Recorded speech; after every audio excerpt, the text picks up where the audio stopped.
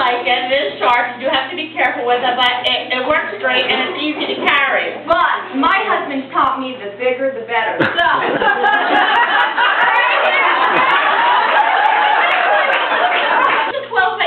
Or one of those weird 10.5 by 11 sheets. You can do this. And Jeanna, you know what? I was looking at this picture. There's kind of a lot of green on here. So I'm just going to measure, get my carpenter pencil. Oh, yep. Okay. Hold this line here. All right. And then I'm just going to show you how to quickly crop it. What are we doing? I don't know. Oh, here! See? You have to be safe when you're scrapping. Okay.